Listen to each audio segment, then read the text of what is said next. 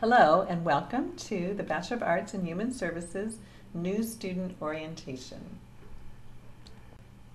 So here's the agenda of what we're going to talk about today. First, you're going to get a brief overview of City University, and then we'll talk specifically about the Bachelor of Arts in Human Services program, looking at program plans and emphasis areas, and we'll talk a little bit about where you can find some of these documents on suggested course sequencing. Also talk a little bit about the internship, which is an important part of the program, as well as how to succeed in an online environment, especially for those of you who are new to online learning. We'll look at a Blackboard shell and at the Bachelor of Arts in Human Services Community shell. And you'll have an opportunity to meet your own personal librarian and do some Q&A. So let's get started. I'm Liz Stevens, and I'm the Program Director for the BA in Human Services program. And my role is to oversee the courses and the programs, to hire faculty, to help students with any challenges. I'm also responsible for setting up the internships for students and for teaching some classes. And I'm here to help you with any questions or problems you might have. And I'm Ellen Caruth, and I'm one of the instructors in the Bachelor of Arts in Human Services major. I look forward to working with you in a class that I teach. My other role here at City University is as an associate program director in the counseling program. And I'll talk more about that in a little while. So first we're going to talk a little bit about City University. If you guys haven't already figured out, City U's been around for a while. We've been here since about 1973, and the focus is really on helping busy working adults like you achieve educational goals. We've got lots of different programs, and our new headquarters here in Seattle, you see the picture of our new building there. Our new headquarters here in Seattle is really state-of-the-art technology and those sorts of things that will facilitate your learning in a lot of different ways. So some of the programs that City U offers, in addition to the Human Services program that you guys are enrolled in, there's a number of undergraduate programs that are sort of related. We've got a program in psychology and another program in criminal justice that are kind of sisters to the Human Service program. And then for those of you that might be interested in attending graduate school after you graduate, City U has a counseling program, both for mental health counseling, and then we have a guidance and counseling program for people that are interested in working in school systems. Outside of the human service arena, City U also offers a number of degree tracks in education and in business programs. You can see those listed here. Like I mentioned, we're headquartered in Seattle, but there's lots of locations all around the state and around the globe, and you can see some of those listed here.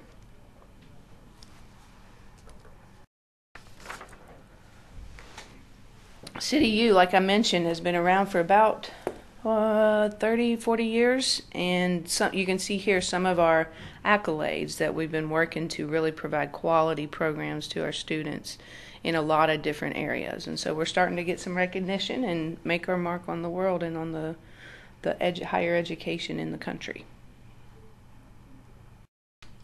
Thanks, Ellen. Now I'm going to talk a little bit about the specifics of the BA in Human Services program. So hopefully you know why you've chosen this program, but I just wanted to sort of refresh all of our memories about why a career in human services is important. So for one thing, a career in human services offers you a sense of purpose and an opportunity to put your values into action in your everyday work life. There's also a variety of exciting job options, and we'll look a little bit later at kind of the list of many different types of jobs you can get with a degree in human services. The job outlook for human services is great. There's anticipated growth in Washington State and in many other states for this profession. And you have an opportunity to serve in many roles in your career, from direct service to administration to leadership. I think that's one thing that is just so great about this degree. Also, there's an opportunity for further education. Ellen's going to talk a little bit more about that later. And also we have many transfer agreements with community colleges, so it's a natural progression for many of the programs that you come from. And most importantly, I just want to reiterate, it's the opportunity to help others and make a difference.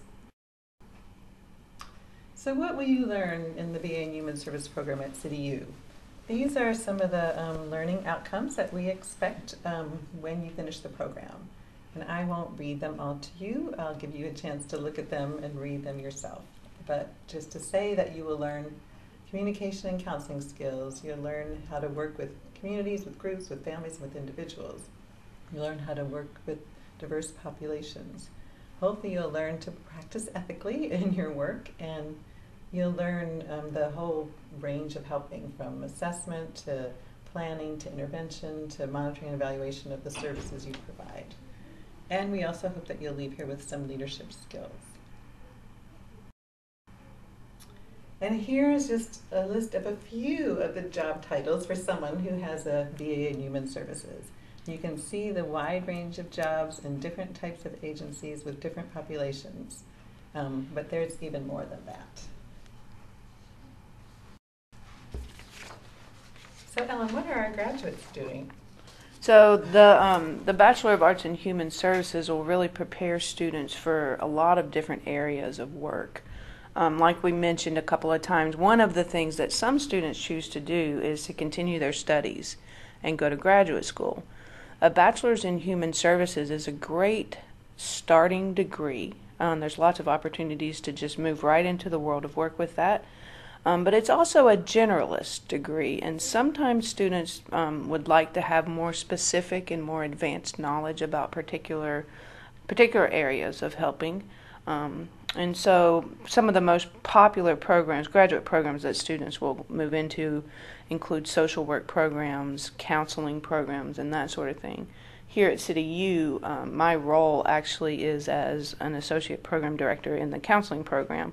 And so I'm a licensed mental health counselor, and I've spent my career working in that role and working with different groups of people. But I really enjoy working with students now. And so graduate school is certainly one option that a lot of graduates from the BA in Human Services students will explore. In addition to that, a lot of the students that have already completed the degree you're about to go into are already out in the field. They've been offered jobs from their internship site. So whenever you start to work with Liz about preparing and planning for your internship site, keep that in mind.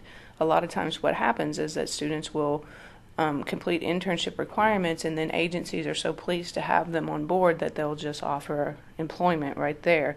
So some of them are listed here: Community Action of Skagit County, Haven House in Olympia, and True North in Raymond are all different social service agencies that have hired our graduates. We've also had a graduate that's been offered a job in an emphasis area at Ryther Child Center, and then many of graduates have just had expanded responsibilities at their current jobs. So here's just some of the advantages of our bachelor's program. I imagine many of you picked this program because it is a flexible online program that fits in with the busy lives that you've had, or have, I should say. We also have practitioner faculty. So our faculty are not sitting here at City University. They are out working in the agencies that hopefully you will someday work in. And so they bring a wealth of practical experience, clinical experience to their teaching. Our curriculum is multidisciplinary, so it draws from psychology, sociology, counseling, criminal justice, and even from the business discipline. Mm-hmm. So you get a very well-rounded education. I'm going to talk a little bit more about the emphasis areas in a minute. Also, our program is small, and so there's the opportunity for a lot of individual attention from both instructors and from me, the program director. That may or may not be a good thing, but you will get a lot of individual attention. And as Ellen mentioned, our program is designed to prepare you either for a job or for future study, or both. So we have different emphasis areas in the program. Now you can get the Generalist Human Services degree, which is a very well-rounded degree that gives you a lot of core skills and knowledge. But if you want to specialize with a particular population or a particular type of work, we have 5 other emphasis areas, and you can see them listed here. The one that I wanted to point out to you is the Addiction Recovery Services emphasis area. That is aligned with the Washington State Chemical Dependency Professional Licensure requirements. So if you get your degree with this emphasis area, you will have met the educational requirements for that license. The other emphasis areas are special focused areas of study on aging and older adult disability services, working with children and adolescents, if you want to go more into administration or leadership, or if you want to provide human services within the criminal justice system.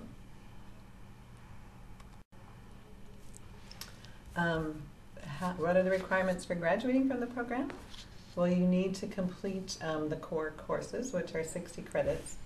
And then if you're going with a generalist degree, you'll need 10 additional credits. If you're going with an emphasis area, you'll need 30 credits for most of them, except for the addiction recoveries one. And we will look in a separate video at the program plans and kind of see what they are specifically. The other requirement for graduation is an internship, and I'll talk more about that in the next slide. The average completion time for the bachelor's program, if you're transferring from a community college to here, is between 18 to 36 months. And that depends on whether you take 1 class a quarter, 2 classes a quarter, or 3 classes a quarter, and whether you attend all 4 quarters or 2 quarters of the year or 3 quarters of the year. So it's very flexible and very individualized, but this is the average completion time. So internships run for 2 quarters, so 6 months, and it's approximately 2 days per week. You need 175 hours per quarter of internship hours. And they start twice a year. You can either start in the summer quarter or the winter quarter. And I assist you in finding a site. Right now we have a lot of agreements in place with agencies in Western Washington, but if you're a student living outside of these counties or outside of the state, I can also help you with setting up those internship sites. Or if the agencies that we already have agreements with don't meet your needs, we can look at other agencies. I'm here to try to make sure that your internship experience works for you with both your personal and professional goals. There is also a seminar that goes with the internship so that you can reflect and process what you're learning. And as we've mentioned, internships very often lead to jobs.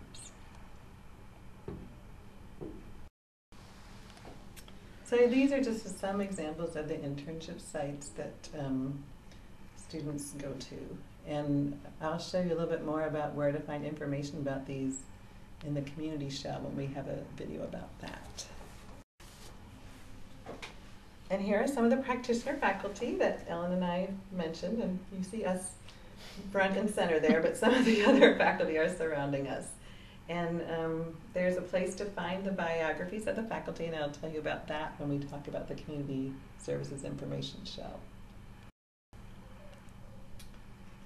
So for some of you, being in an online environment is new, and it can be quite an adjustment to transfer from a school where you're meeting with classmates and your teacher in person to an online environment. So I just wanted to give you a few tips, I guess, about how to be successful in this environment.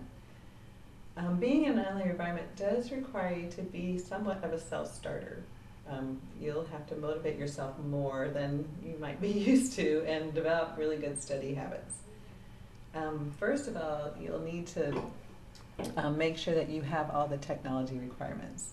A good internet connection, updated browsers, and you'll have to kind of be familiar with different browsers because different technology works better on different browsers. So some videos work better on Internet Explorer and some work better on Google Chrome.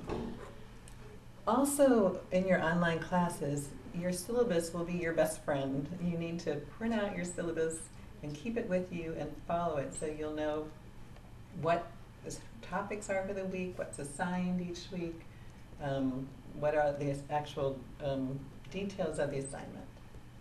Also, when you start a class, you want to explore the entire shell at the beginning of the class.